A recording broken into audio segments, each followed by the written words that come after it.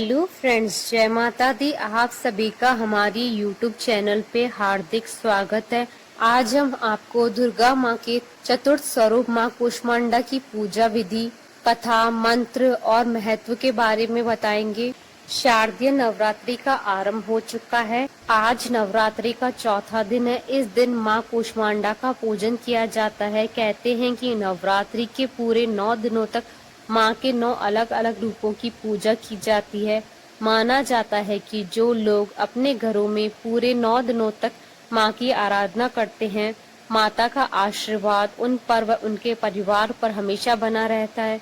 बहुत से लोग नवरात्रि के व्रत भी रखते हैं, लेकिन जो व्रत नहीं कर पाते वे केवल हर रोज कथा पढ़ लें या सुन ले तो उनके भाग्य खुल जाते हैं। नवरात्रि के चौथे दिन देवी दुर्गा के चौथे स्वरूप माँ कूष्मांडा की साधना की जाती है। आज के दिन 20 अक्टूबर को माँ के इस स्वरूप की पूजा का विधान है। कहते हैं कि जब षष्ठी नहीं थी और चारों तरफ सिर्फ अंधकार ही अंधकार था, तब माँ दुर्गा की इसी स्वरूप ने हल्की सी मुस्कान बिखेर कर चारों तरफ प्रकाश ही प्रकाश उत्पन्न कर ब्रह्मांड की रचना की। इसलिए माँ कूष्मांडा को आदि स्वरूपा व आदि शक्ति कहा गया। माँ कूष्मांडा की 8 भुजाएं हैं, इसलिए अष्टभुजा कहलाई। इनके 7 हाथों में क्रमशः कमंडल, धनुष, बाण, कमल, पुष्प, अमृत पूर्ण कलश, चक्र तथा गदा है। 8वें हाथ में सभी सिद्धियों और निधियों को देने वाली जपमाला है। माँ कुष्मांडा को कुमड़े की बलि अति प्रिय है और संस्कृत में कुमड़े को कुष्मांड कहते हैं, इसलिए माँ दुर्गा की इस स्वरूप को कुष्मांडा कहा जाता है। माँ कूष्मांडा की आराधना करने की पूजा विधि। नवरात्र के चौथे दिन रोज की भांति सर्वप्रथम कलश की पूजा कर माता कूष्मांडा को नमन करें। माँ कूष्मांडा को हरा और नारंगी रंग अति प्रिय है, इसलिए इस दिन पूजा में बैठने के लिए हरे रंग या नारंगी रंग के आसन का प्रयोग करना बेहतर होता है।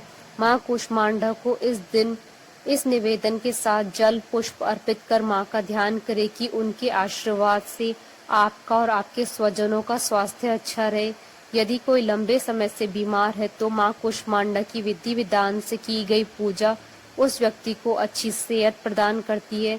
देवी को पूरे मन से फूल, धूप, गंध और भोग चढ़ाएं। पूजन के पश्चात माँ कूष्मांडा को मालपुए अथवा कूष्मांडा देवी को सफेद कुमड़े यानी समूचे पेठे की फल की बलि दें। इसके बाद देवी को दही और हलवे का भोग लगाएं। अगर आपको कुमड़ा ना मिल पाए तो आप माँ को पेठे का भी भोग लगा सकते हैं। फिर माँ कूष्मांडा सहित समस्त स्थापित देवताओं की षडोपचार पूजा करें। फिर माता की कथा सुने, इनके मंत्रों का जाप कर ध्यान करें। माँ कूष्मांडा की पूजा का मंत्र: या देवी सर्वभूतेषु माँ कूष्मांडा रूपेण संस्थिता, नमस्तस्यै नमस्तस्यै नमस्तस्यै नमो नमः। अंत में आरती उतार कर तत्पश्चात प्रसाद वितरण कर पूजन को संपन्न करें और खुद भी प्रसाद ग्रहण करें। माँ कूष्मांडा व्रत कथा।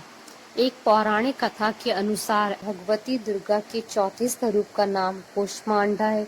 अपनी मंद हंसी द्वारा अंड अर्थात ब्रह्मांड को उत्पन्न करने के कारण ही इन्हें कूष्मांडा देवी के नाम से अभिहित किया। जब सृष्टि का अस्तित्व नहीं था, चारों ओर अंधकार ही अंधकार व्याप्त था, तब माँ दुर्गा की इसी स्वरूप ने हल्की सी मुस्कान बिखेर कर चारों तरफ प्रकाश ही प्रकाश उत्पन्न कर ब्रह्मांड की रचना की।